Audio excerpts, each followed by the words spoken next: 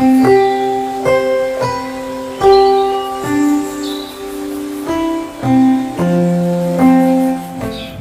मैं डॉक्टर पवित्र साहू हूँ, senior consultant department of gastroenterology max Vaishali. आज हम सिरोसिस के बारे में बात करेंगे।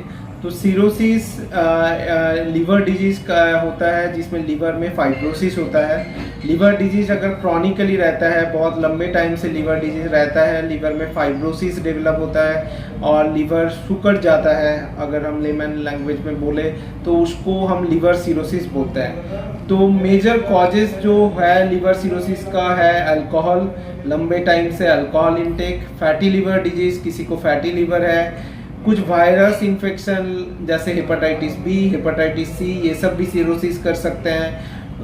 और भी कुछ अनकॉमन कॉजेस होता है ऑटो इम्यून हेपेटाइटिस, जहाँ पे बॉडी का इम्यूनिटी बॉडी के लीवर सेल के अगेंस्ट काम करता है।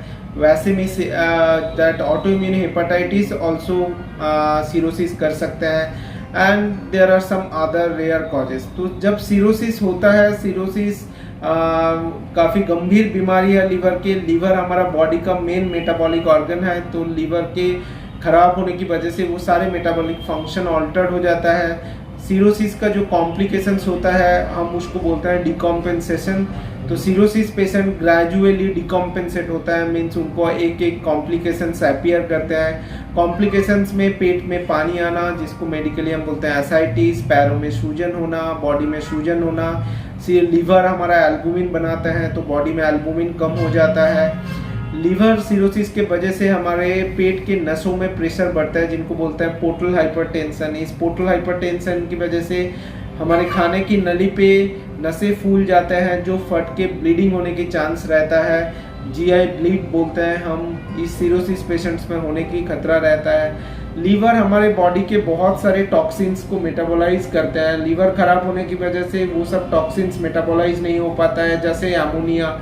बॉडी में अमोनिया की मात्रा बढ़ने की वजह से पेशेंट्स दिमागी दफलती हालत में जा सकता है, तो हम उसको बोलते हैं liver related encephalopathy, hepatic encephalopathy. ये सब डिकॉम्पेंसेशन होता है।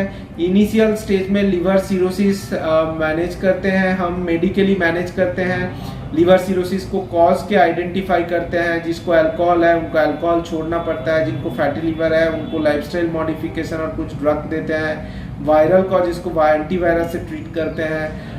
लीवर सिरोसिस जब एडवांस स्टेज होता है, जब बहुत सारे कॉम्प्लिकेशन जैसे एसाइटिस, जीआई ब्लीडिंग, एनकेफेलोपैथी हो जाता है, ऐसे स्टेज में लीवर सिरोसिस रिवर्सिबल नहीं होता है मेडिकल थेरेपी से। लीवर ट्रांसप्लांट भी ज़रूरत होता है।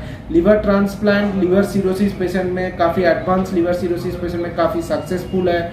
मोर देन 80% पेशेंट्स को लीवर ट्रांसप्लांट से बचाया जा सकता है, वो नॉर्मल लाइफ जी सकता है।